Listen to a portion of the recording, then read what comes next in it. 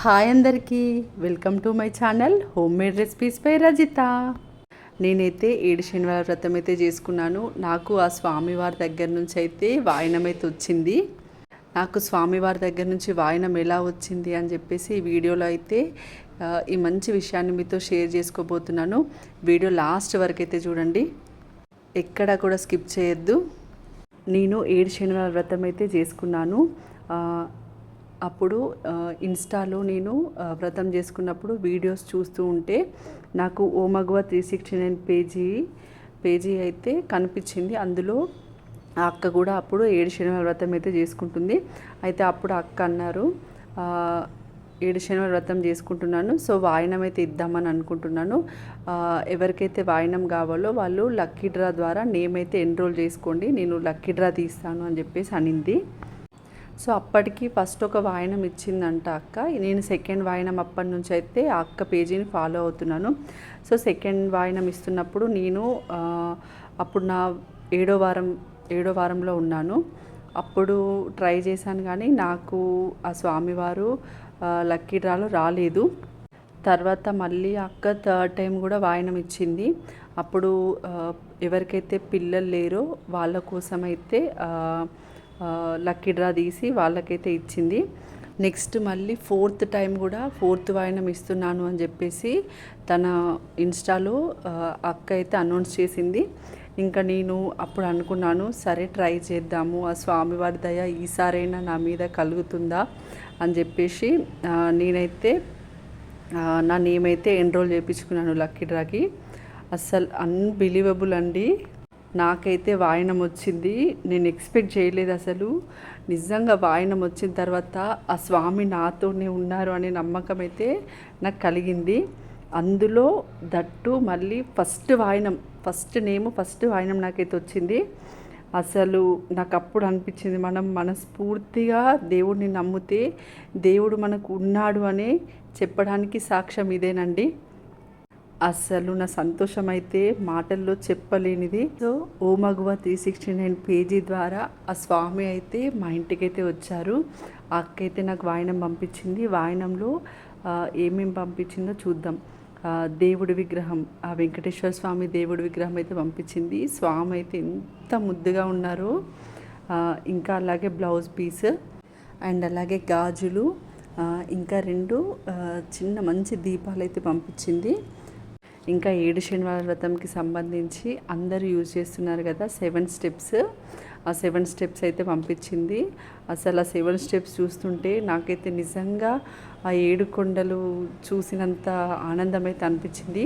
And అలాగే స్వామి తిరునామాలతో ఉన్న పసుపు కుంకుమను కూడా పంపించింది.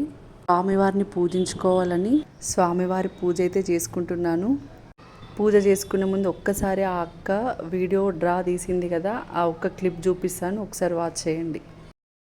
అలాగే వాయనం తీసుకునే వాళ్ళకి చాలా సులభంగా అనిపించవచ్చు, కానీ దీనికి వెనకాలన్న కష్టం ఎలా ఉంటుందని నాకు మాత్రమే తెలుసు. కానీ ఈ కష్టాన్ని అంతా చిటికలో మర్చిపోతుంటా. ఎలాగో తెలుసా, మీరు పెట్టే కామెంట్స్ అండ్ మీరు ఇచ్చే ప్రోత్సాహం వల్ల నేను అన్నీ కూడా మర్చిపోతూ ఉంటా. నెలల్లో దాదాపు 7,500 మంది ఫాలోవర్స్ వచ్చారంటే మాటల్లో చెప్పలేనిదండి. ఎందుకంటే అడుగడుగున మీరు నాతో నడుస్తూ ఆ గోవిందుడి సంకల్పంతో నెరవేర్చడానికి మీరు కూడా నాతో అడుగు వేస్తూ ముందుకు నడిపిస్తున్నారు అన్నమాట. మొదటి వాయనం అయితే ఆ అక్క దగ్గర నుంచి తీస్తున్నాము. ఎవరికి వస్తుందేమో, ఆ స్వామివారి కృప ఎవరి మీద ఉందో ఈరోజు చూద్దాము. అక్క మీ పేరు చెప్పండి. అక్క లక్ష్మి అంట. అక్కతో ఫస్ట్ చీట అయితే తీపిస్తున్నాను. అక్క బాగా కలిపి తీయండి. ఓపెన్ చేయండి మీరే, పర్లేదు తీయండి.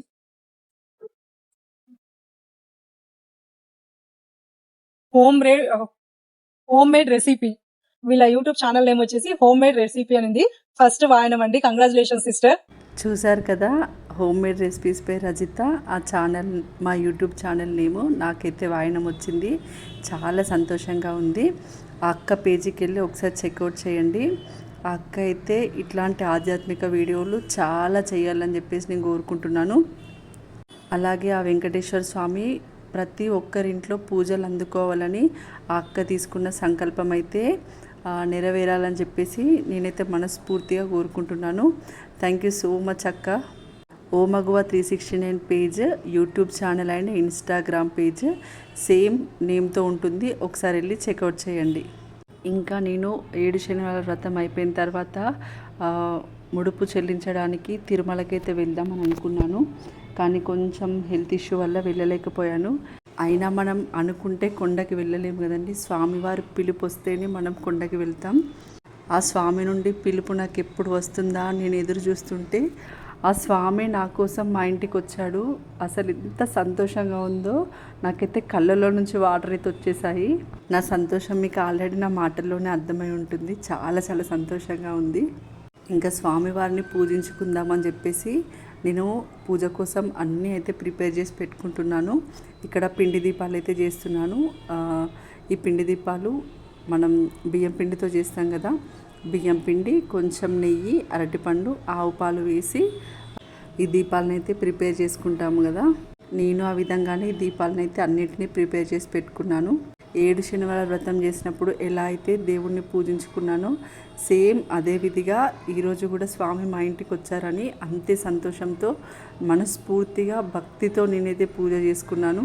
నేను 7 శనివారాల వ్రతం చేసుకున్నప్పుడు కూడా అసలు చాలా అంటే చాలా సింపుల్గా చేసుకున్నాను.